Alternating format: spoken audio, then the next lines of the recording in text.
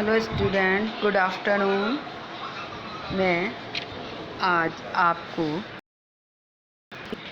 क्षितिज पुस्तक से आपका जो गद्य का पहला पाठ है, नेताजी का चश्मा, उसे पढ़ाने जा रही हूँ, जिसके लेखक हैं स्वयं प्रकाश जी। तो हम पहले उनका थोड़ा सा संक्षिप्त परिचय, जीवन परिचय जान लेते हैं। जिसमें उनका जन्म हुआ था मध्य प्रदेश के इंदौर जिले में, जहाँ पर उन्होंने शिक्षा प्राप्त की, मैकेनिकल इंजीनियर की और फिर एक इंडस्ट्रियल कंपनी में नौकरी करने लगे। लेकिन उनकी जो नौकरी थी राजस्थान में थी, जहाँ उनका बचपन भी बीता था। परंतु उन्होंने शैक्षिक सेवानिवृत्ति के बाद फिर भोपाल चले गए और फिर लेखन के कार्य में लग गए। उन्होंने वस्ता पत्रिका का संपादन किया।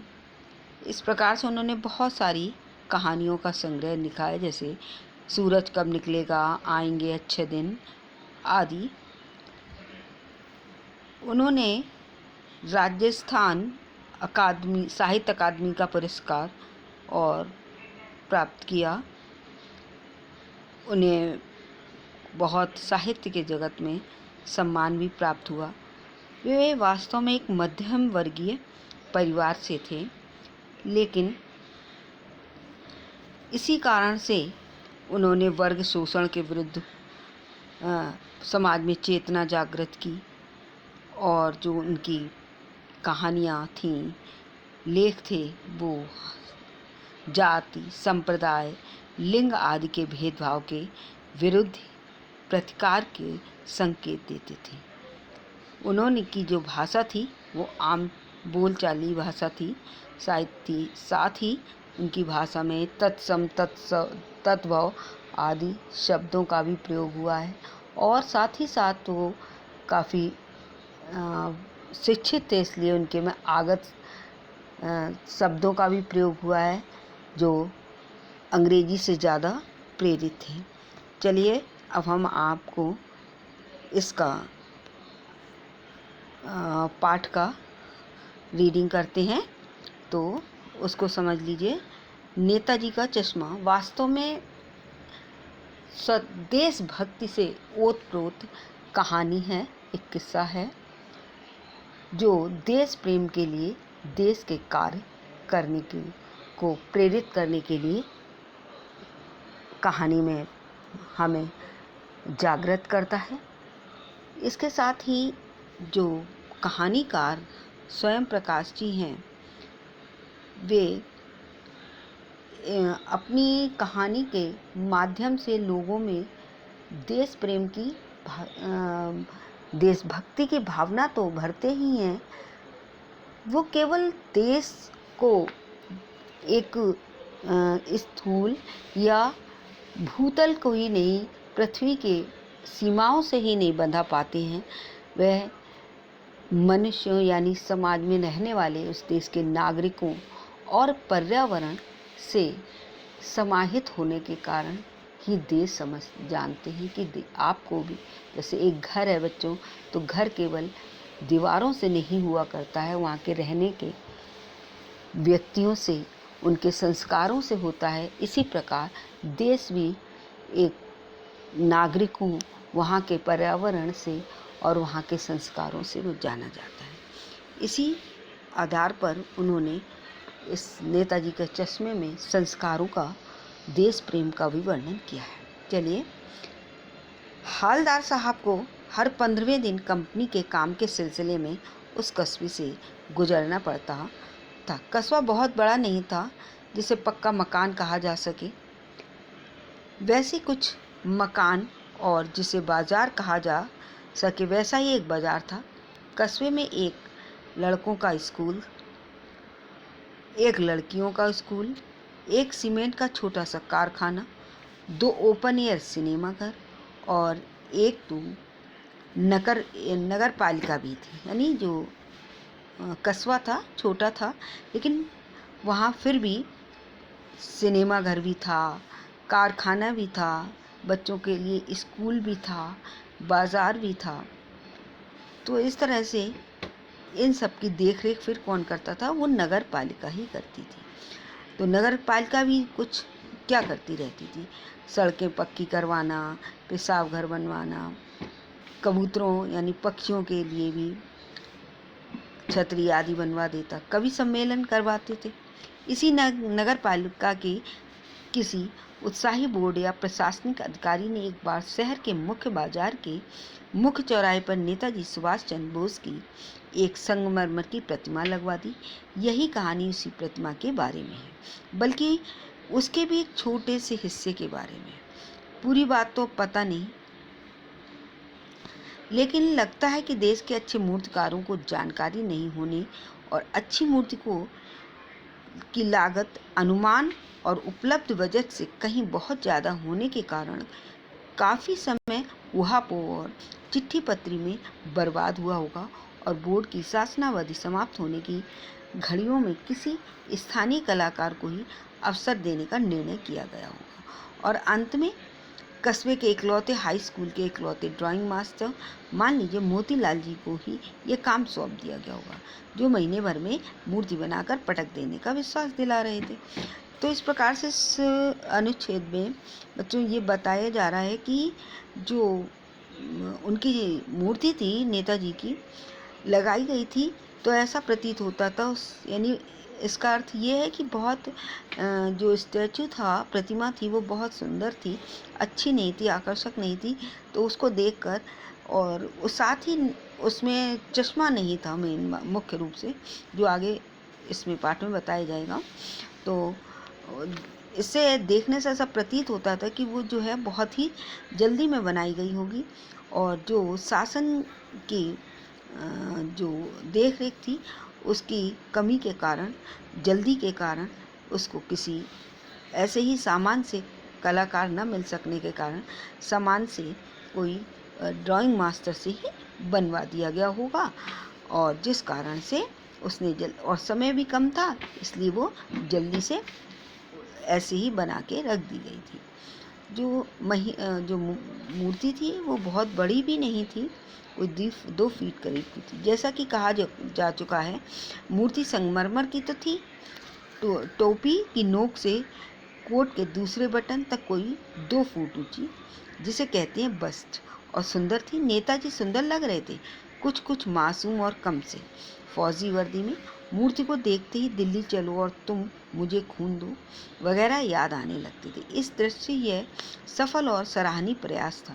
केवल एक बीच की चीज की कसर थी जो देखते ही खटकती थी। नेताजी की आंखों पर चश्मा नहीं था, यानी चश्मा तो था लेकिन संगमरमर का नहीं था। तो इसमें बताया गया है कि मूर्ति कितनी बड़ी थी और केवल 2 फुट ऊंची थी, कोई नाक से तो 3 फीट करीब हो जाती होगी। सुंदर थी, अच्छे लग रहे थे, लेकिन जैसा कि नेताजी एक क्रांतिकारी थे, तो उसके बजाय उनका जो चेहरा था वो मासूम था और कमसिन सा लगता था। वर्दी तो उनकी फौजी थी, लेकिन इतनी आकर्षक थी कि उसे देखकर, उनकी टोपी को, उनकी पोशाक को देखकर उसे प्रतीत हो जाता था कि ये नेताजी की मूर्ति है, जिसे देख करके तुरंत ही उनके स्लोगन या नारे याद आ जाते थे जो उन्होंने दिए थे, जैसे तुम मुझे खून दो, मैं तुम्हें आज़ादी दूंगा, दिल्ली चलो आदि। तो इस हिसाब से ये समझिए कि जब जो कलाकार ने मूर्ति बनाई थी उसका प्रयास काफ़ी सफल और सराहनीय रहा। केवल एक ही कमी थी उसमें कि उसमें संगमरमर की मूर्ति थी, चश्मा नहीं बनाया था कलाकार ने, तो उसके स्थान पर एक कैसा चश्मा लगा था? असली चश्मा लग रहा था। संगमरमर का नहीं था, लेकिन एक सचमुच का चश्मा लगा था। चश्मे का चौड़ा काला फ्रेम मूर्ति को पहना दिया गया था। हालदार साहब जब पहली बार इस कस्बे से गुजरे और चौराहे पर पान खाने रुके, तभी उन्होंने इस लक्षित किया और उनके चेहरे पर एक कौतुक भरी मुस्कान फैल गई। वाह भाई, यह आइडिया भी ठीक है, मूर्ति पत्थर की लेकिन चश्मा रियल। तो उनको भी आश्चर्य भी हुआ और उन्हें लगा कि ये तो बड़ी आश्चर्य की बात है, ये आइडिया भी सही है कि मूर्ति भूल गए, मूर्ति में चश्मा लगाना भूल गए, तो संगमरमर का पत्थर का ना लगा के उन्होंने असली ही लगा दिया।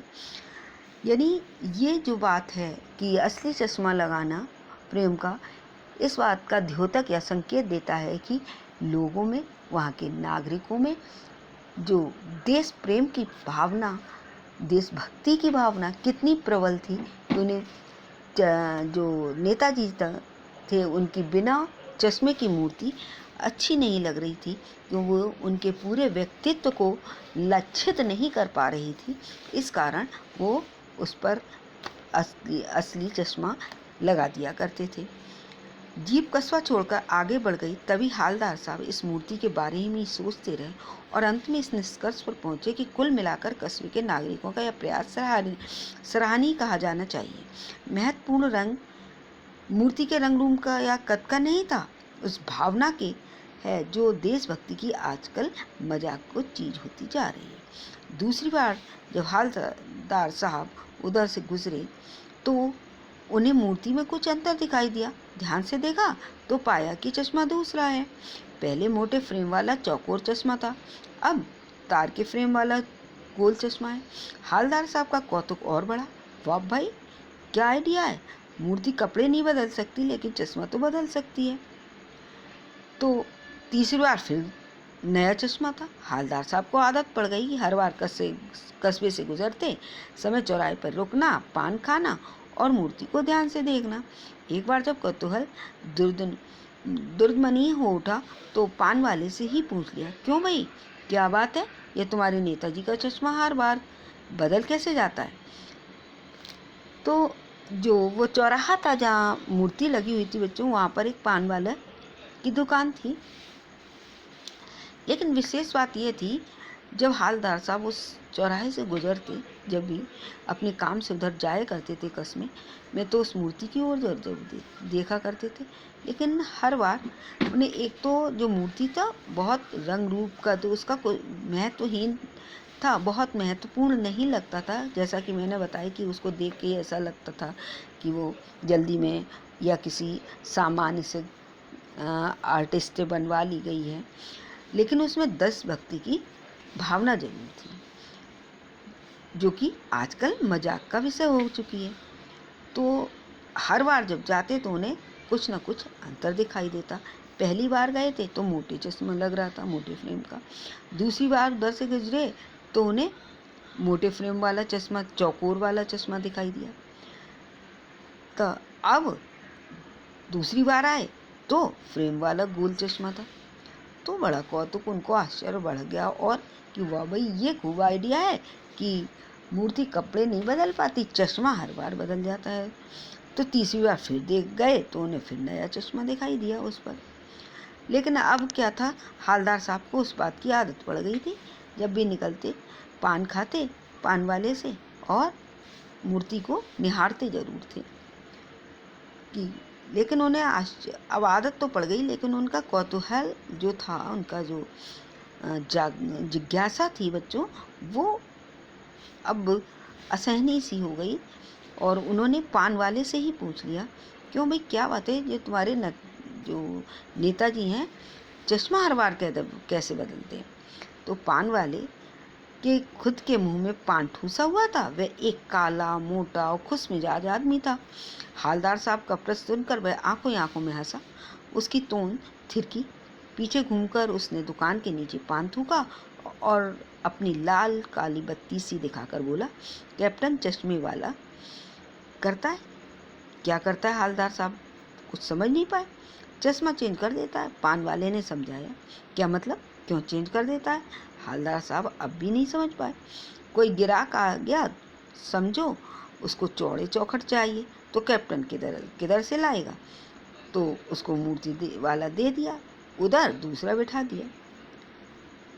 तो इस प्रकार से बच्चों, इसमें पैराग्राफ में एक उस पान वाले के शारीरिक व्यक्तित्व का और उसकी स्वभाव का भी वर्णन मिल रहा है कि वो कैसा था, खुशमिजाज था, पान हर समय लगाए रहता, दांत भी उसके गंदे थे और मोटा सा था, पान हर समय ठूसे रहता था और इतना मोटा सा तोंद निकले रही थी जो बोलने से उसके थिरकने लगती थी, और जो आँखों ही आँखों में हंसता सा प्रतीत हुआ करता था। तब जब उन्होंने उससे पूछा तो पान वाले ने, हवलदार साहब के पूछने पर पान वाले ने पान थूका और अपने गंदे से दांतों को दिखाकर बोला कि ये कौन करता है, ये तो चश्मे वाला कर देता है। तो हवलदार साहब समझ ही नहीं पाए कि चश्मे वाला क्या करता है, भाई चश्मा कैसे चेंज करता। तो उसने बताया कि चश्मे वाले, पान वाला ने बता दिया कि चश्मा चेंज कौन करता है, चश्मे वाला करता है। अब उन्हें अभी भी नहीं आया कि वो क्यों करता है, उससे क्या ज़रूरत है। तो उन्होंने पूछा हवलदार साहब ने कि ऐसा क्यों करता है, वो क्यों चेंज करता है। तो तब पान वाले ने उन्हें समझाया कि अगर कोई ग्राहक आ जाता है और उसको वही वाला चश्मा चाहिए होता है जो मूर्ति पे, तो चश्मे वाला वो अपना चश्मा उतार के ग्राहक को देता है और अपना दूसरा चश्मा अपने पास से जो उसकी चश्मे बेचता था उनमें से दूसरा लगा देता है और चश्मे मूर्ति पर फिर नया चश्मा आ जाता है। अब हवलदार साहब को बात जो थी कुछ कुछ समझ में आई। एक चश्मे वाला है जिसका नाम है कैप्टन, उसे नेताजी की बगैर चश्मे वाली मूर्ति बुरी लगती है, बल्कि आहत करती है, मानो चश्मे के बगैर नेताजी को असुविधा हो रही हो। इसलिए वह अपनी छोटी सी दुकान में उपलब्ध गिने चुने फ्रेमों में से एक नेताजी की मूर्ति पर फिट कर देता है, लेकिन जब कोई ग्राहक आता है तो वह उसे ही वैसे ही फ्रेम को दरकार होती है जैसा मूर्ति पर लगा है। तो कैप्टन चश्मे वाला मूर्ति पर लगा फ्रेम संभवतः नेताजी से क्षमा मांगते हुए लाकर ग्राहक को दे देता है और बाद में नेताजी को दूसरा फ्रेम लौटा देता। वाह भाई, खूब, क्या आइडिया है। तो यहाँ पर उनके जब उसने बताया कि ये करता है कि वो ग्राहक को दे देता, दूसरा बैठाता था, तब सारी बात हवलदार साहब के समझ में आ गई कि जो चश्मे वाला है उसका नाम है कैप्टन और वो क्या करता है कि चश्मे को, मूर्ति के चश्मे को बदलता रहता है, क्योंकि उसको वास्तव में बिना चश्मे की जो मूर्ति है वो उसे ऐसी प्रतीत होती है जैसे कि नेताजी को बिना चश्मे के असुविधा हो रही होगी, देख नहीं पा रहे होंगे। इसलिए वो क्या करता है, अपनी दुकान से ही, छोटी सी दुकान है उसकी, उसमें से ही चश्मा जो भी होते हैं उनमें से लगा देता है। अगर कोई मांगता है तो वो दूसरा लगा देता है, वो ग्राहक को दे देता है। और उसमें भी उसकी देशभक्ति ऐसी प्रतीत होती है। हवलदार साहब को लगता कि वो माफ़ी मांगता होगा और ग्राहक नेताजी से माफ़ी मांगकर ग्राहक को दे देता है और फिर दूसरा चश्मा लगा देता है। कहते हैं तब भी कितना अच्छा आइडिया है उनके व्यक्तित्व को प्रदर्शित करने का, नेताजी के चश्मे वाला अपने चश्मों से उनके व्यक्तित्व को जो अधूरा सा प्रतीत होता है बिना चश्मे के, उसको पूरा करता रहता है। लेकिन भाई एक बात अभी भी समझ में नहीं आई। हवलदार साहब ने पान वाले से फिर पूछा, नेताजी का ओरिजिनल चश्मा कहाँ गया।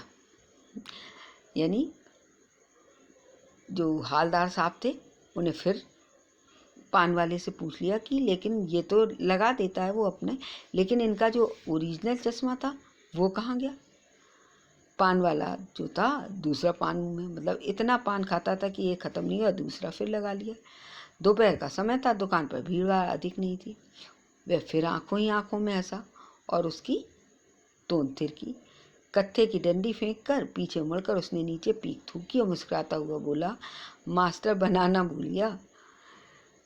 यानी जो पत्थर का चश्मा होना चाहिए था वो नहीं था। तो नेताजी, उसने हवलदार साहब ने पान वाले से फिर पूछा कि भाई अब लगा तो देता है, लेकिन जो उनका असली वाला चश्मा था, यानी कि मूर्ति पर पत्थर का ही चश्मा असली लगेगा, तो बोले कि वो कहाँ है। तो वो हंसते हुए मैंने समझाता है कि वो तो जो इसने ये मूर्ति बनाई है, यानी जो कलाकार है, शिल्पकार है, वो मूर्ति पर चश्मा लगाने ही जल्दी में भूल गया था। पान वाले के लिए एक मज़ेदार बात थी, लेकिन हवलदार साहब के लिए चकित और द्रवित करने वाली, यानी वे ठीक ही सोच रहे थे।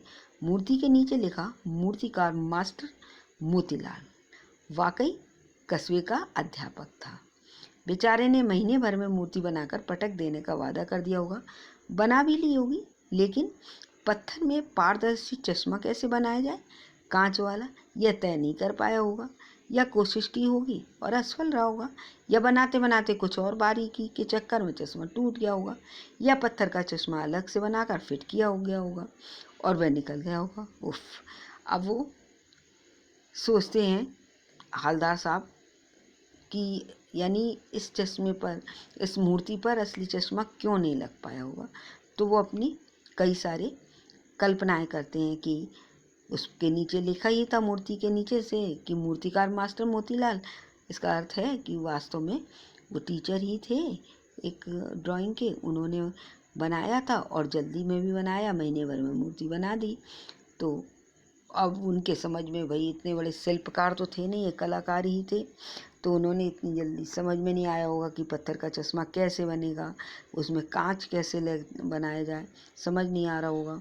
और या फिर ऐसा भी हो सकता है उन्होंने कोशिश तो प्रयास किया होगा लेकिन नहीं बन पाया होगा, सफल नहीं हुए होंगे इसलिए, या फिर और कोई कुछ और बारीकी कर रहे होंगे तो चश्मा बनाया होगा, शायद टूट गया होगा, तो अलग से लगा दिया होगा चश्मा पत्थर का, वो कैसे भी टूट गया होगा, निकल गया होगा। फिर वो खुद ही परेशान हो जाते हैं। हालदार साहब कहते हैं उफ छोड़ो। हालदार साहब को यह सब कुछ बड़ा विचित्र और कौतुक भरा लग रहा था। इन्हीं ख्याल में खोए खोए पान के पैसे चुकाकर चश्मे वाले को देशभक्ति के समक्ष नतमस्तक होते हुए जीप की तरफ चले। फिर रुके, पूछे मुड़े, पान वाले के पास जाकर पूछा, क्या कैप्टन चश्मे वाला नेताजी का साथी है या आज़ाद हिंद फौज का भूतपूर्व सिपाही? फिर उन्हें जाने तो लगे, लेकिन फिर उन्हें बड़ा कौतुक, फिर उनके जिज्ञासा उभरी, विचित्र सा उनका कल्पनाएं आईं और वो फिर अपनी कल्पनाओं में गुम खोए हुए पैसे तो दे दिए, लेकिन और देशभक्ति जो थी चश्मे वाली की, उसको उन्होंने नतमस्तक हुआ, यानी उनको नमन किया उसकी देशभक्ति को। जीप की तरफ चले, फिर भी पीछे मुड़े, देखा, फिर दोबारा से पान वाले से पूछा, क्या चश्मे वाला नेताजी का साथी है या आज़ाद हिंद फौज का सिपाही है?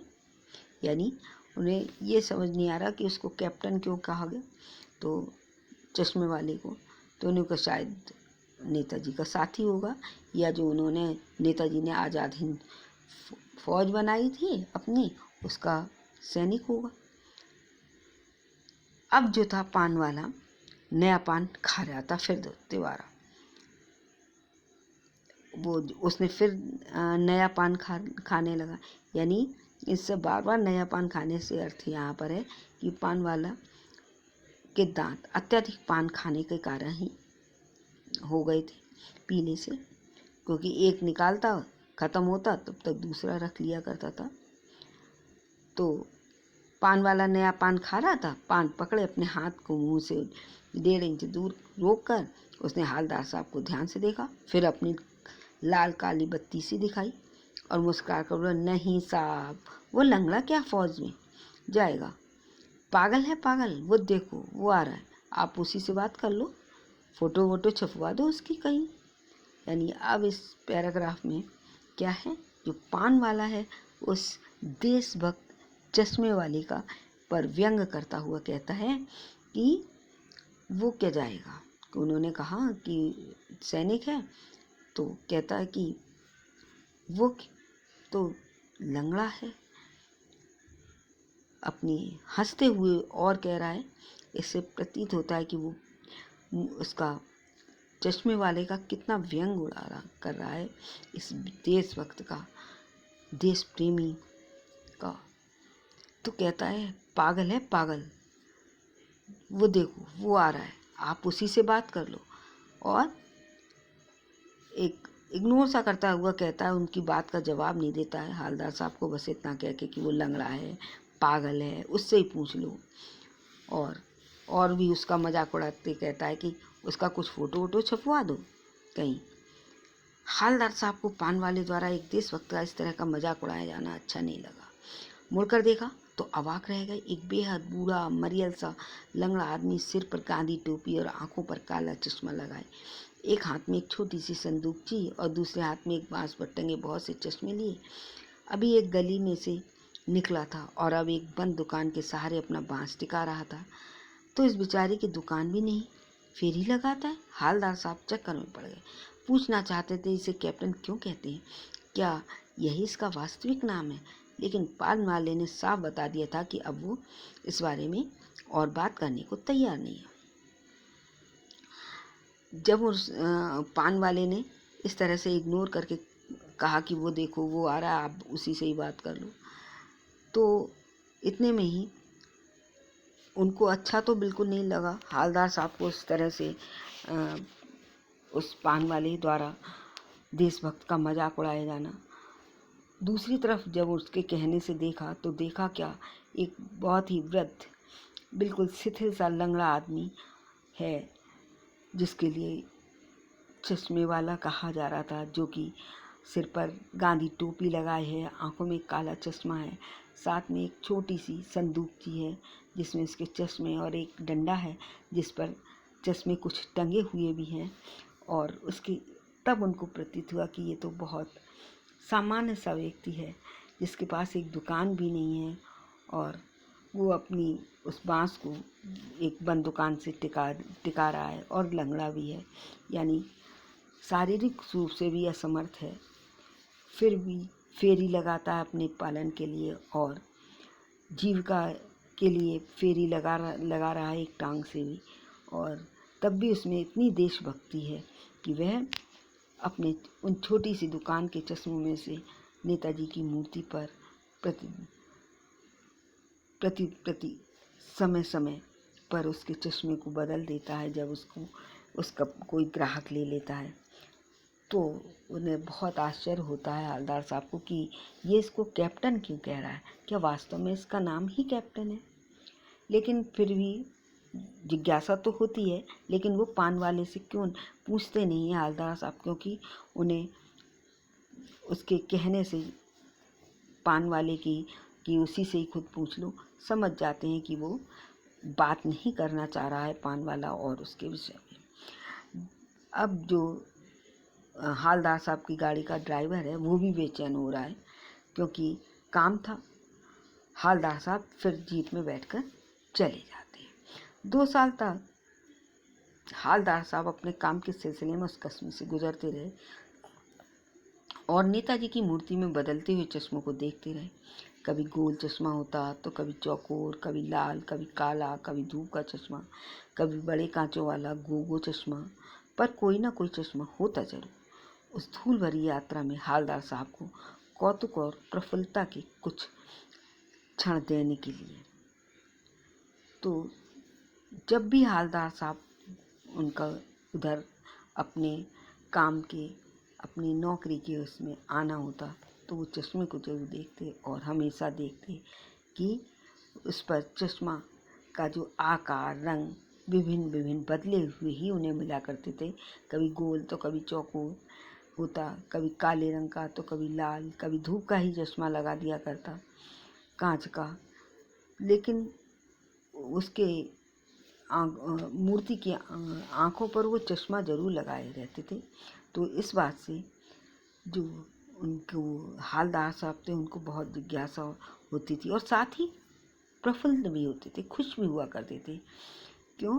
क्योंकि उस मूर्ति पर चश्मा लगाने से उनको खुशी इस बात की होती थी कि अभी इस छोटे से कस्बे में भी एक शारीरिक रूप से असहाय व्यक्ति में भी कितनी देशभक्ति और देश प्रेम है।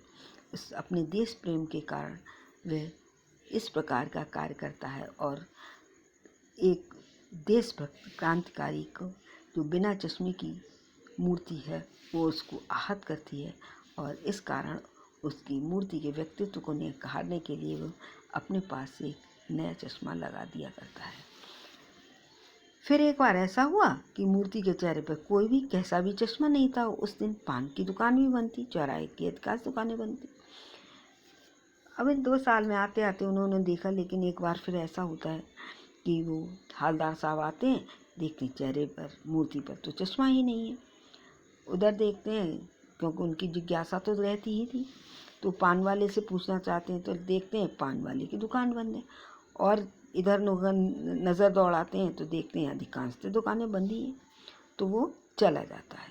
अगली बार भी मूर्ति पर चश्मा नहीं है, फिर आते हैं, अगली बार आते हैं तब भी देखते हैं कि चश्मा नहीं था हवलदार साहब। लेकिन वो इस अगली बार जब आए तो पान वाला था वहाँ पर।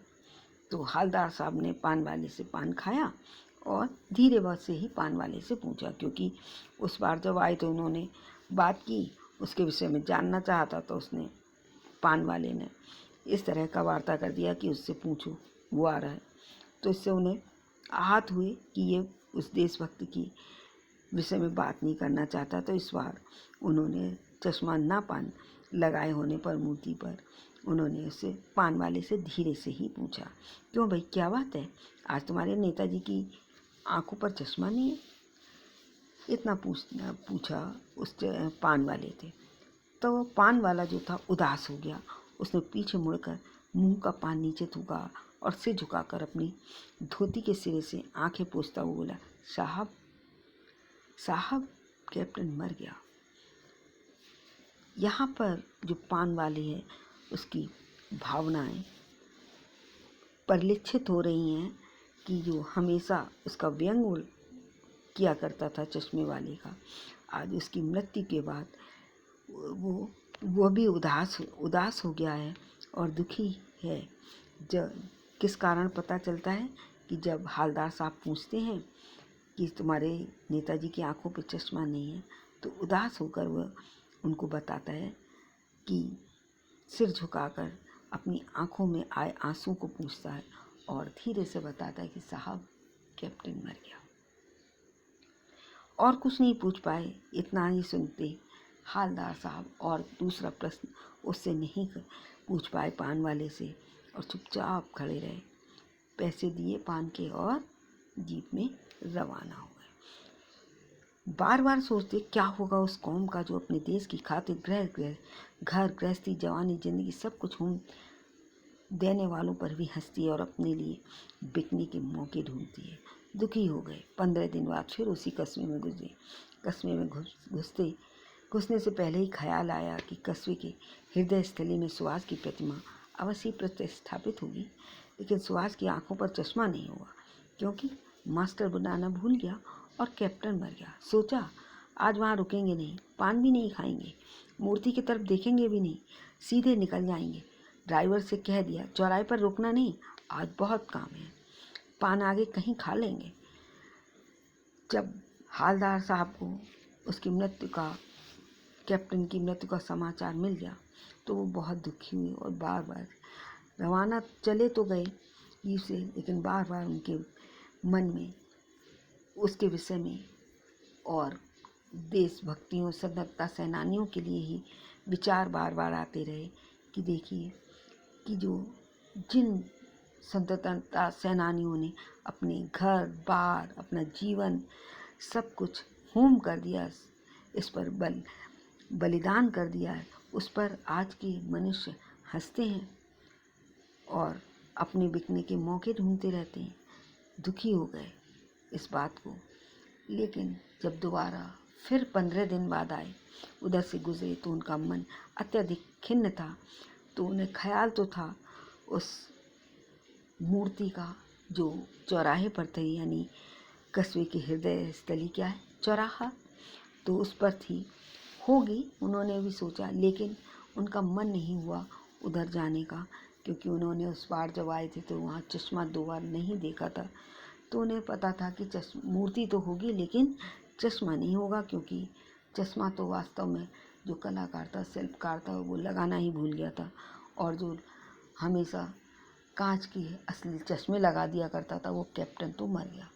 तो उनका इतना हृदय उदास हुआ, खिन्न हुआ कि उन्होंने अपने ड्राइवर से उधर जाने के लिए मना कर दिया कि आज कस्बे में चौराहे पे मत जाना, आज बहुत और काम है, दूसरी तरफ से चलेंगे और पान भी कहीं और ही खा लेंगे हम। लेकिन होता क्या, आदत से मजबूर आंखें चौराहे आते ही मूर्ति की तरफ उठ गई। कुछ ऐसा देखा कि चीखे, रोको। जीप स्पीड में थी। ड्राइवर ने जोर से ब्रेक मारे। रास्ता चलते लोग देखने लगे। जीप रुकते न रुकते हवलदार साहब जीप से कूदकर तेज तेज कदमों से मूर्ति की तरफ लपके और उसके ठीक सामने जाकर अटेंशन में खड़े हो गए। मूर्ति की आंखों पर सरकंडे से बना छोटा सा चश्मा रखा हुआ था, जैसे बच्चे बना लेते हैं। हवलदार साहब भावुक हैं। इतनी सी बात पर उनकी आंखें भर आई। अंत में जब उस बार गए, मना किया, लेकिन फिर भी स्वभावगत आदत अनुसार उनकी जो आंखें थीं मजबूरी में स्वतः उस मूर्ति की तरफ उठ गईं। और जैसे ही उनकी निगाहें मूर्ति पर गईं तो वो एकदम से चीख कर ड्राइवर से बोले, रोको। गाड़ी तो स्पीड में थी जी, क्योंकि उन्होंने ड्राइवर से मना कर रखा था। तो ड्राइवर ने जोर से ब्रेक लगा दिया। तो जोर से ब्रेक लगाने पर चलते चलते सारे लोग देखने लगे, क्योंकि तेज स्पीड में गाड़ी थी और एकदम से रुक गई। जिस गाड़ी के रुकते ही जो हवलदार साहब थे जल्दी से कूदकर उसी के सामने मूर्ति की तरफ पहुंच गए और अटेंशन में खड़े गए, यानी वो उस देशभक्त को सलामी देने लगे, उस वहाँ के रहने वाले नागरिकों के। क्योंकि उन्होंने वहाँ जाकर क्या देखा, दूर से ही इस मूर्ति पर चश्मा तो था, लेकिन न पत्थर का था और न कांच का था। इस बार चश्मा सरकंडे का था, क्योंकि वो चश्मा जो बच्चे बना बना कर खेलते हैं, तो वही सरकंडे का चश्मा बना हुआ उस मूर्ति पर लगा हुआ था। उसे देखकर हवलदार साहब अत्यधिक इमोशनल हो गए और उनकी आंखों से आंसू छलछलाए, क्योंकि उन्हें प्रतीत हो गया, वो समझ गए हमारे देश में अभी भी, हमारी भावी पीढ़ी में भी देश प्रेम कूट कूट के भरा हुआ है, जिसके कारण ही छोटे बच्चों ने भी उस मूर्ति पर सरकंडे का चश्मा लगा दिया है। तो बच्चों, काफ़ी समय हो गया है। अब आप लोग इसमें से जो हार्ड वर्ड्स हैं वो अंडरलाइन कर लीजिएगा और अब पूछ लीजिए जल्दी से। फिर कल हम इसके आगे के प्रश्न को एक्सप्लेन करेंगे। हो सके तो आप लोग खुद ही करने का प्रयास करिए, और अगर आप दिखा देते हैं तो ठीक है, नहीं तो हम कल आप क्वेश्चन पूछिएगा, हम आंसर बताएंगे इसके, इनको एक्सप्लेन कर देंगे आंसर्स को, और आपके जो हार्ड वर्ड्स हैं उन्हें भी समझा देंगे। साथ ही इस लेसन से आप इन अभ्यास प्रश्नों के साथ साथ करने के आप अपनी तरफ से भी पूरे चैप्टर से 15 क्वेश्चंस केवल बना के लाइए, रखिएगा होमवर्क में, जो कितने हों, लघु हों, 50-60 शब्दों के हों कम से कम।